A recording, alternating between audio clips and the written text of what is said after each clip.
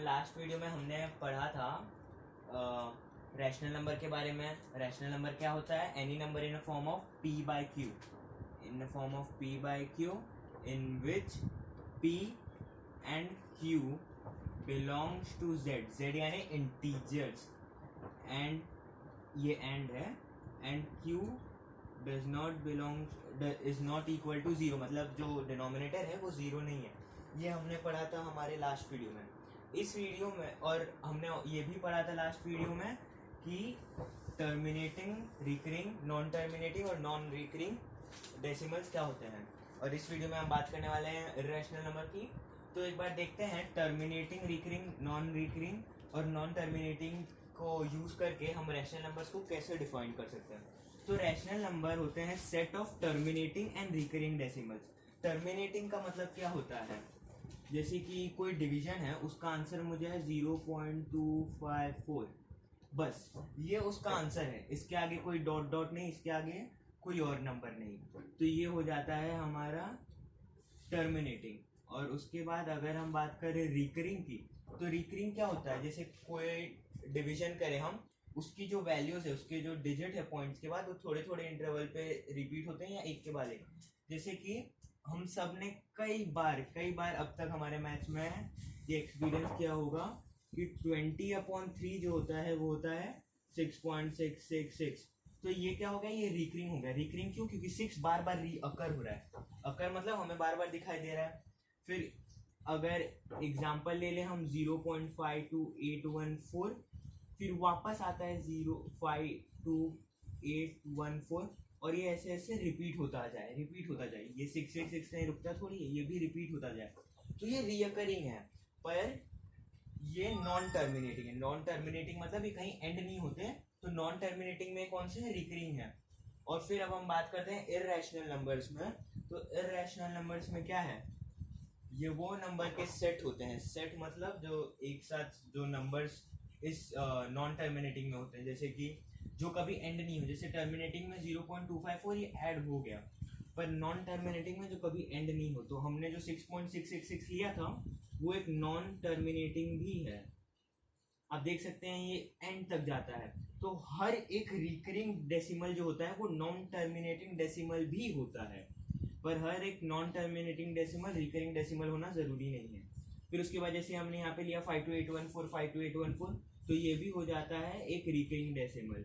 ठीक है, अब हम बात करते हैं नॉन रिकरिंग डेसिमल के बारे में। तो नॉन रिकरिंग क्या होते हैं? जैसे इसमें एक कुछ इंटरवल के बाद, जैसे 4 डिजिट के बाद, 5 डिजिट के बाद, एक के बाद एक, ये रिपीट हो रहे थे, पर इसमें रिपीट नहीं होते। ये सारे जो नंबर्स हैं ये सब मैं एग्जांपल में ले रहा हूँ, कोई पर्टिकुलर डिवीजन से नहीं है।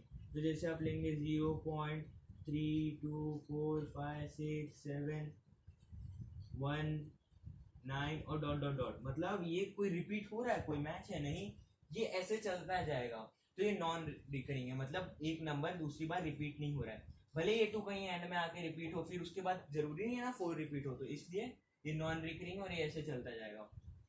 तो आप समझ गए होंगे अब इर्रेशनल नंबर क्या है।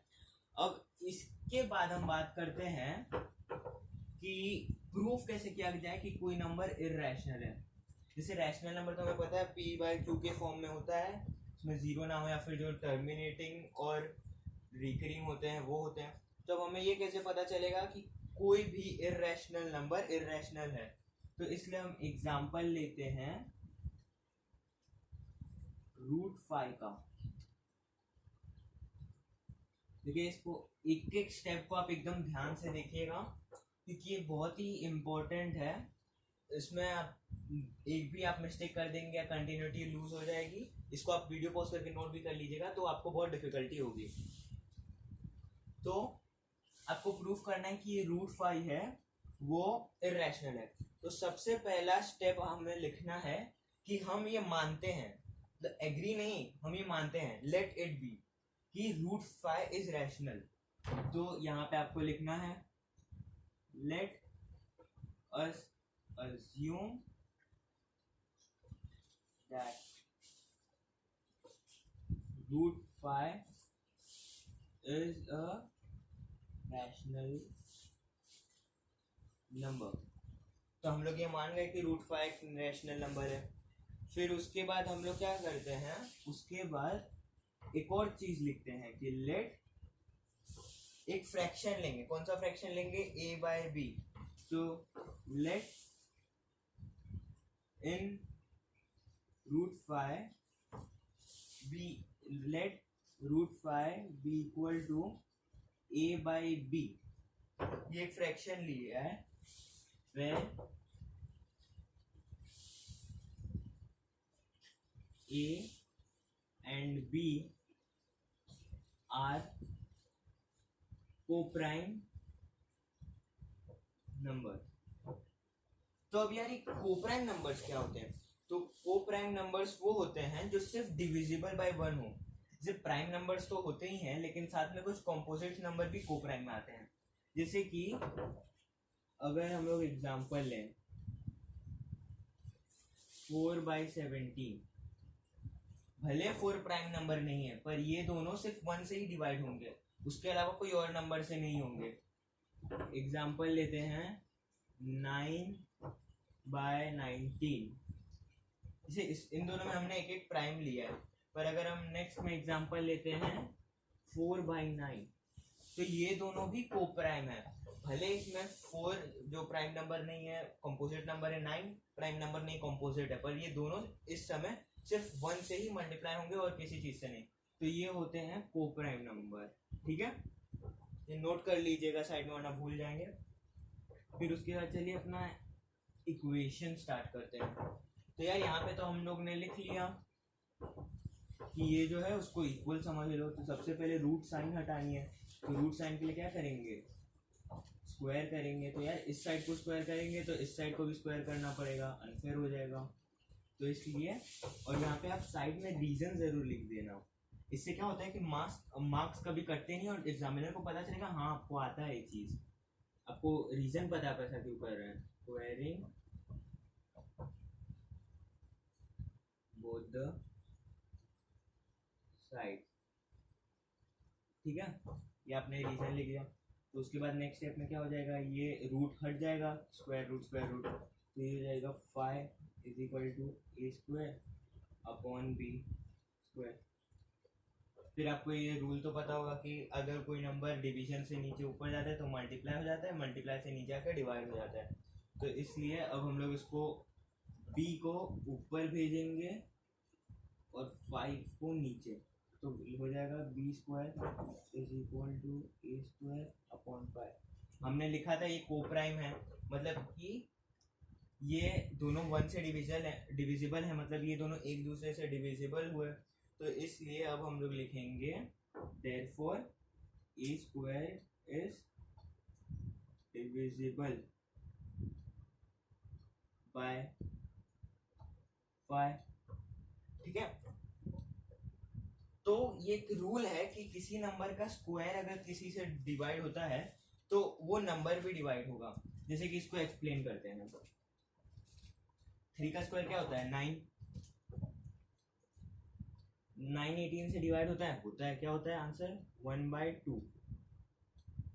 ठीक है, ये तो 3 का स्क्वायर था। अब 3 को लेते हैं, 3 डिवाइड बाई 18 डिवाइड होता है, हाँ होता है। क्या आंसर आता है, 1/6। भले आंसर सेम ना है पर डिवाइड तो हो रहा है ना दोनों में, इधर 1/2 आया, यहाँ पे 1/6 आया। तो इसीलिए ए स्क्वायर का भी अगर हम लोग सिर्फ ए लेंगे तो वो भी 5 से डिविजिबल होगा। ठीक है, अगर इसको रूट में डाल के फिर ए लेंगे तो ये भी डिविजिबल होगा। तो भाई आप ये देख लीजिए, अभी हम ये पेज ये साइड इरेज कर रहे हैं।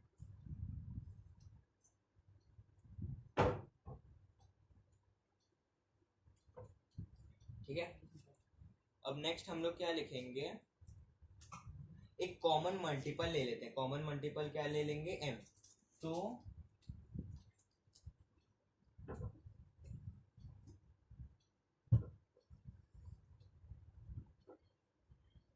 Late a is equal to 5m where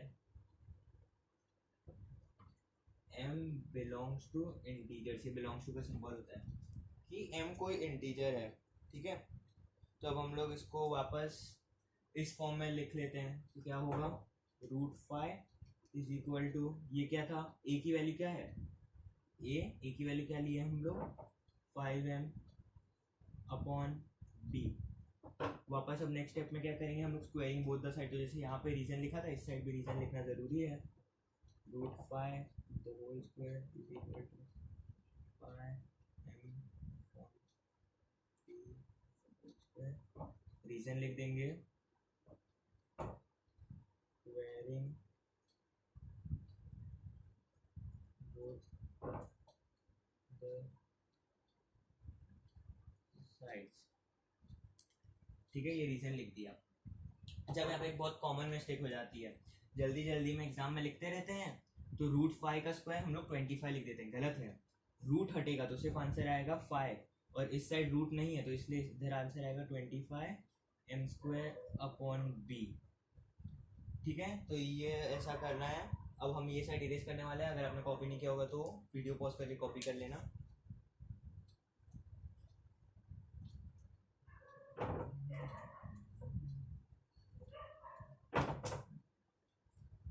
ठीक है, तो ऐसा करने के बाद जैसे पिछले बार हम लोग ने क्रिस क्रॉस किया था ना, बी को ऊपर भेज दिया था, पाई को नीचे लाया था, इधर भी वही क्रिस क्रॉस हो जाएगा। देखो यहाँ पे बी पे स्क्वायर नहीं डाला था तो स्क्वायर क्रॉस चेक जरूर कर लेना। B square is equal to 25m² upon 5। कटता है ना, सेम टेबल में आता है। 5 कितने जा, 5 जा, तो आंसर क्या होगा 5m²। तो b square is equal to 5m²।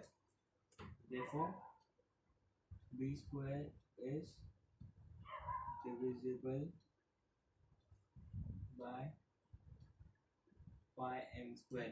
तो इसी तरह हम लोग लिख लेंगे कि बी भी डिविजिबल होता है 5 से। ठीक है, तो ये ऐसे लिख लेंगे कि बी भी डिविजिबल होता है 5। ठीक है, तो इससे पहले हमने क्या लिया था कि a अपॉन बी कोप्राइम है, मतलब सिर्फ 1 से डिवाइड होता है। पर यहाँ पे तो हम देख रहे हैं कि ये 5 जो b है वो 5m² से, मतलब कि 5m से, और ये a जो है वो भी 5 से डिवाइड हो रहा है, मतलब ये और से भी डिवाइड हो रहा है। तो हमारा अजम्पशन रॉन्ग था।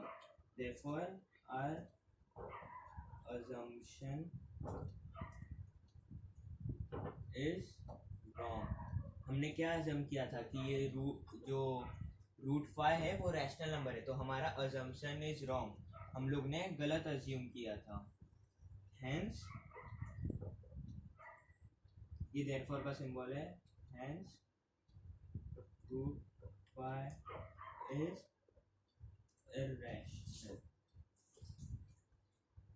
ये कॉन्ट्रिडिक्टरी हो गया ना, मतलब अपोजिट हो गया हमारे अजम्पशन से, क्योंकि हमने तो ये a बाई बी लिया था, वो दोनों कोप्राइम नंबर हैं, और b जो है वो हमारा 0 नहीं था, मतलब हमने तो रैशनल नंबर लिया था। क्यों? क्योंकि रैशनल नंबर के सारे चीज़ को सर्टिफाई कर रहा है, सारे डेफिनेशन के पॉइंट्स को। और उसके बाद हमने फाइंड आउट किया कि ये तो a से भी डिवाइड होता है और b से भी डिवाइड होता है, जो तो दोनों से डिवाइड होता है, मतलब ये कोप्राइम नहीं निकला, तो ये रैशनल नहीं है, इसलिए इररेशनल है। तो हमारा अजम्पशन रॉन्ग था और हमें पता चल गया कि रूट 5 इज इररेशनल। इसके साथ एक और चीज़ में आपको प्रूफ करना होगा कि इसके साथ एक इक्वेशन दे देंगे, जैसे रूट 5 - 8 प्रूफ दिस इररेशनल, तो उसमें आपको x को यूज़ करना है इस मेथड में। उसमें कैसे करना होता है कि आपको x as a common multiple लेना होता है और उसमें भी x को स्क्वायरिंग बोथ द साइड करके आगे सॉल्व करना होता है। ठीक है, अब हम बात करते हैं नेक्स्ट टॉपिक की। उस टॉपिक में हम लोग क्या करेंगे, उस टॉपिक में आइडेंटिफाई करेंगे कि कोई नंबर रैशनल है कि इररेशनल नहीं। इस नंबर में तो हमने प्रूफ किया कि कोई चीज़ रैशनल है कि इररेशनल नहीं, अब आइडेंटिफाई करेंगे।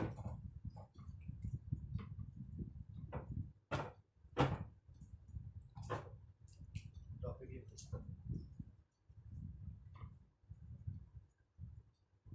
आइडेंटिफाइंग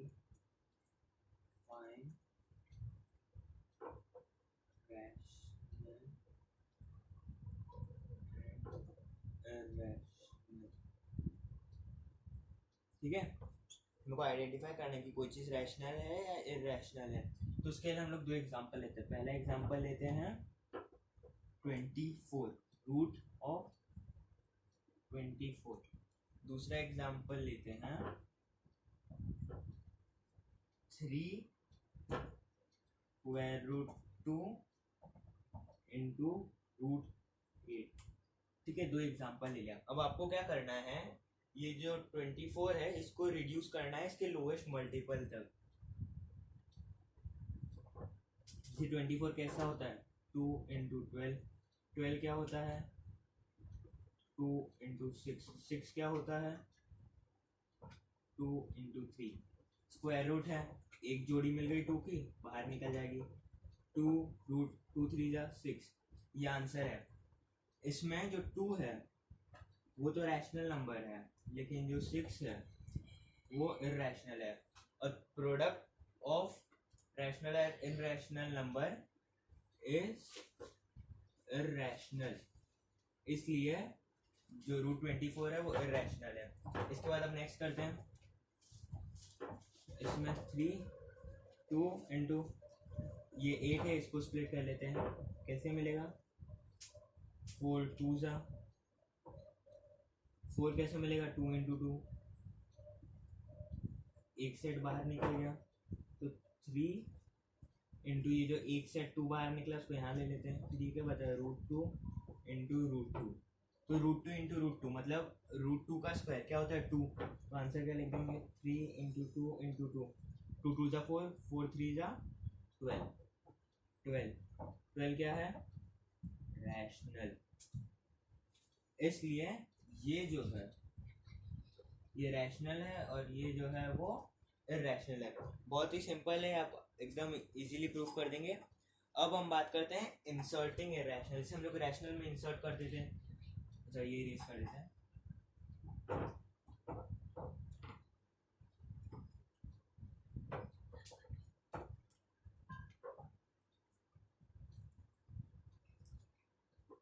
इंसर्टिंग रैशनल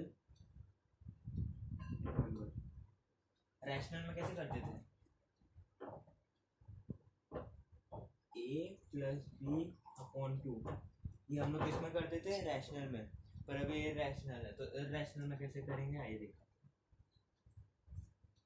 इसके लिए 2 मेथड है, तो अभी पहला मेथड करते हैं। इसमें हमने 2 नंबर लिया है, कौन से 2 नंबर 2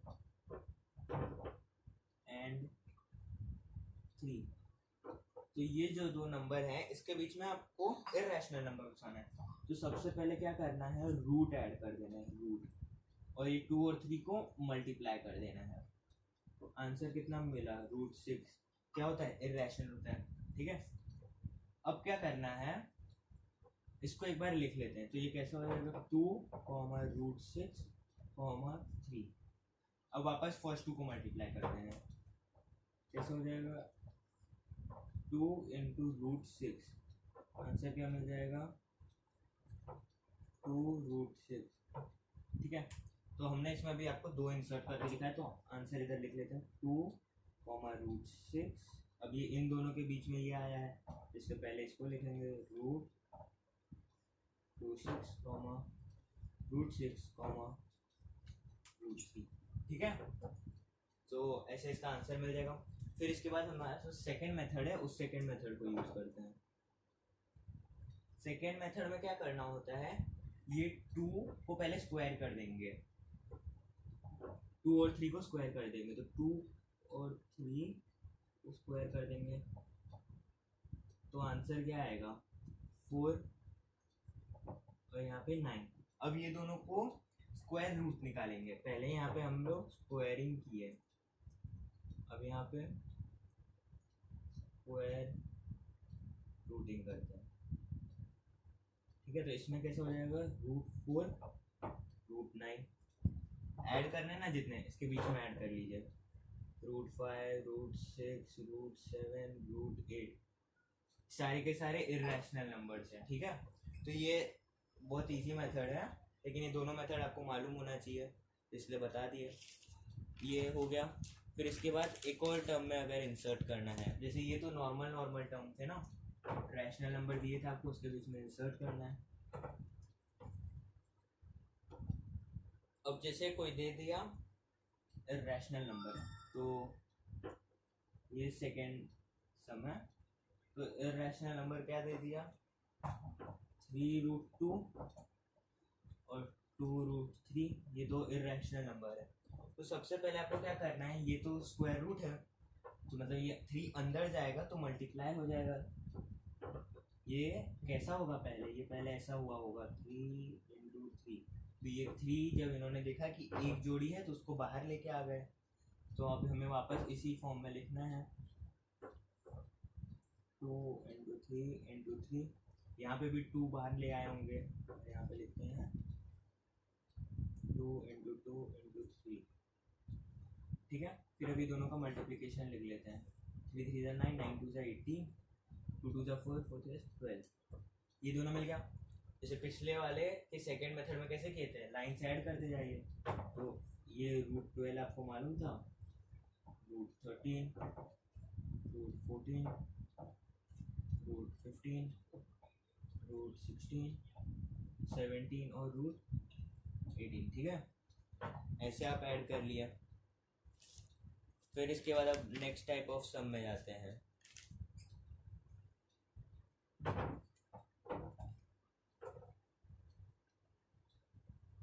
उसमें क्या करना है, उसमें हम लोग को एग्जामिन करना है कि एक नंबर रैशनल है कि इररेशनल।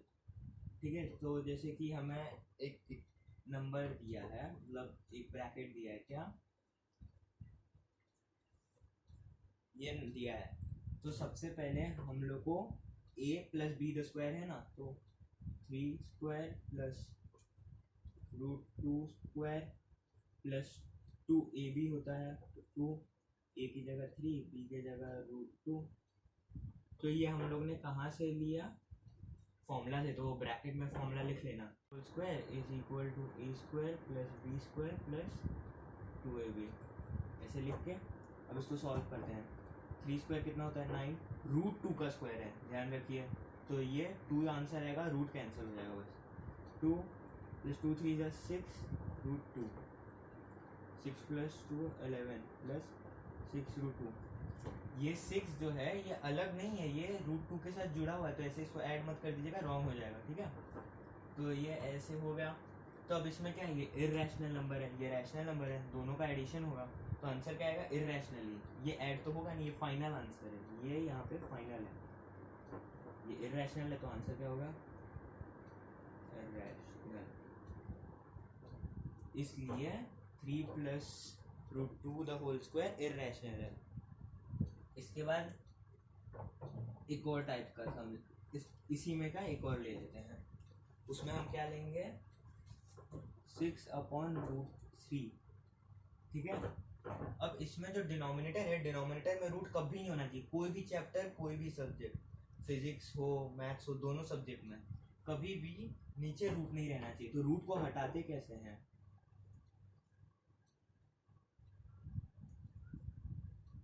डिनोमिनेटर न्यूमरेटर दोनों को √3 से मल्टीप्लाई कर देने का। और इसको, इस प्रोसेस को क्या बोलते हैं, रैशनलाइजिंग द डिनोमिनेटर।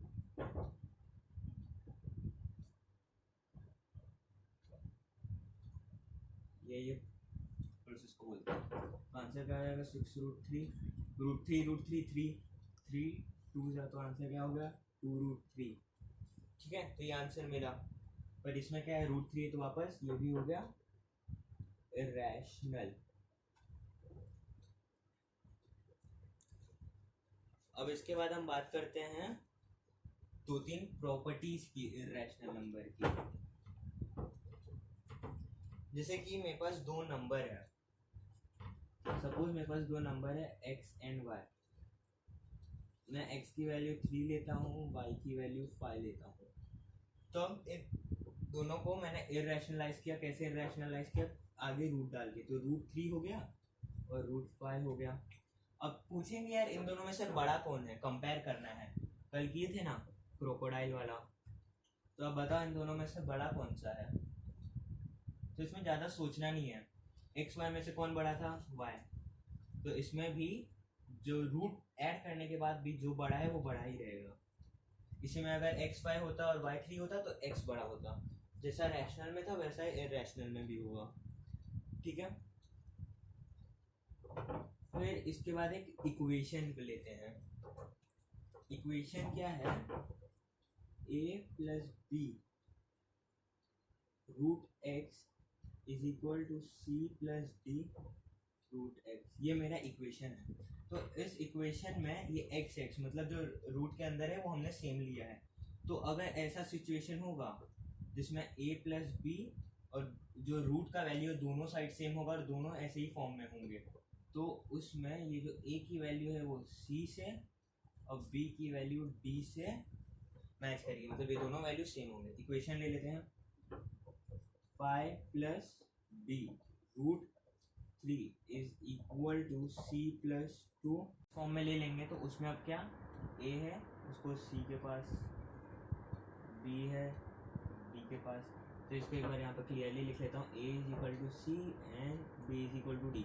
कब, जब इक्वेशन इसी फॉर्म में हो, जैसे इस फॉर्म में एग्जांपल दिया, तो इसमें c की वैल्यू आपको क्या मिल जाएगी 5 और b की वैल्यू क्या हो जाएगी 2, ठीक है। तो ये बहुत इजी टाइप था। फिर उसके बाद एक जनरल बात है कि कभी भी इर्रेशनल नंबर का जब सम, यानी कि जब इर्रेशनल नंबर ऐड होंगे या फिर डिफरेंस यानी माइनस करेंगे या फिर उनका प्रोडक्ट मल्टीप्लाई करेंगे, तो आंसर में और may not be a rational number, मतलब में और may not be rational number, मतलब आंसर रैशनल नंबर हो भी सकता है, आंसर इर्रेशनल नंबर भी हो सकता है, मतलब दोनों ऑप्शन है। और कोई भी इर्रेशनल नंबर का जो नेगेटिव होता है, negative of a irrational number is irrational. जैसे कि अगर मेरे पास -√2 था, अब इसको मैंने नेगेटिव किया, मतलब एक और माइनस ऐड कर दिया, तो ये क्या हो जाएगा माइनस माइनस प्लस, तो आंसर हो गया √2। √2 अभी भी इर्रेशनल नंबर ही है, ये मैंने एग्जांपल दिया है, ठीक है। ये आगे ये प्रॉपर्टीज हम यूज करेंगे जब चैप्टर के डी एक्सरसाइज सी एक्सरसाइज में जाएंगे, तो तब यूज करेंगे। और अब लास्ट पार्ट आ गया है इस वीडियो का और इर्रेशनल नंबर का।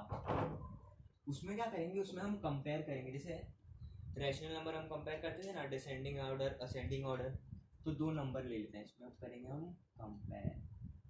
कंपेयर मतलब क्रोकोडाइल वाला, ठीक है।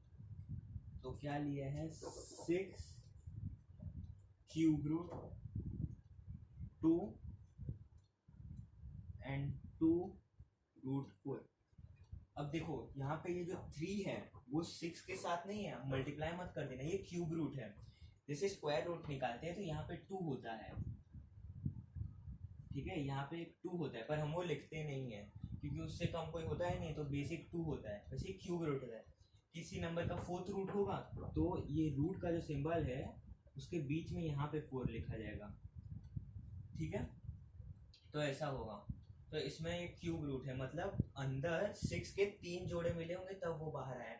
तो इसको अब जैसे पहले हम सीधे फॉर्म में लिखते थे, इसको अंदर ले जाके तो ऐसे करते हैं, 2 6 3 बार जोड़ा आया होगा तो 6 इंटू 6 इंटू 6, और यहाँ पे 2 का सिर्फ 2 जोड़ा आया होगा तो यहाँ पे 4 2 इंटू 2। अब इसको मल्टीप्लाई करते हैं तो 6 का क्यूब क्या होता है 216 इंटू 2, आंसर क्या हो जाएगा 432, ठीक है।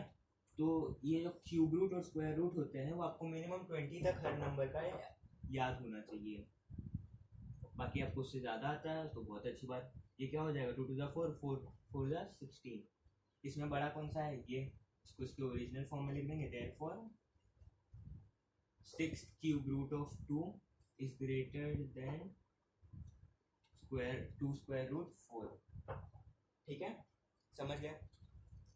अच्छा, अब आपको एक नंबर दिया होगा,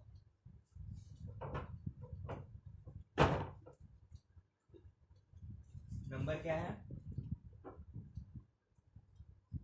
क्यूब रूट ऑफ 4, और इस साइड नंबर दिया है स्क्वायर रूट 6। अब इसमें बड़ा कौन सा है?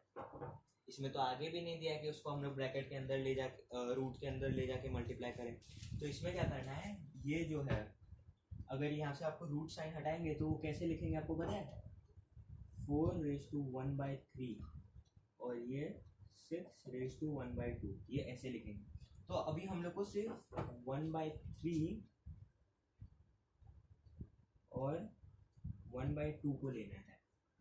ये दो को आप ले लिए।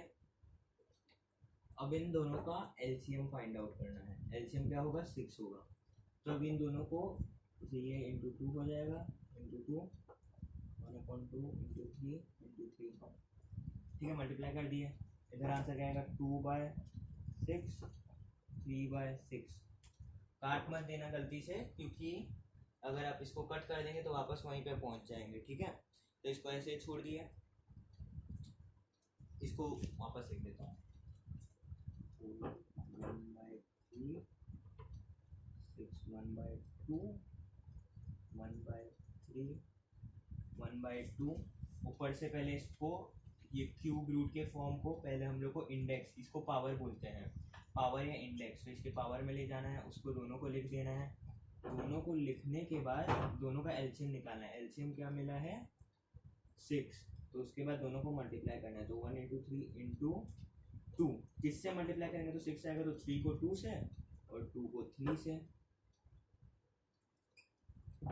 इसके बाद हो जाएगा 2/6, यहाँ पे हो जाएगा 3/6। ये ठीक है, ये स्टेप्स हो गए। अब उसके बाद आपको क्या करना है, ये जो 1/3 और ये 1/2 लिखा था उसके जगह इस वैल्यू को डालना है। तो 4⁻2/6 और इस साइड आ जाएगा 6⁻3/6। अब इसमें से जो ऊपर वाला है, जैसे इसमें ऊपर 2 है और इसमें ऊपर 3 है, वो अंदर चले जाएगा ब्रैकेट के। तो क्या हो जाएगा? 4² 1/6 6³ 1/6। अब दोनों को अंदर मल्टीप्लाई कर देंगे तो क्या होगा? 16⁻2/16 और 2/16⁻2/16। दोनों का ये सेम हो गया ना, इंडेक्स सेम है। अब कंपेयर करेंगे कौन सा बड़ा है, ये। तो देयरफॉर इस जगह पे क्या था? 3³ इज स्मॉलर देन √6। आंसर मिल गया, हो गया। अब इसके बाद नेक्स्ट वीडियो में हम इसके नेक्स्ट एक्सरसाइज में आएंगे, जिसमें हम सर्ड के बारे में पढ़ेंगे। तो अगर कोई डाउट होगा कमेंट्स में पूछ लेना और नेक्स्ट वीडियो में आगे पढ़ेंगे। Thank you.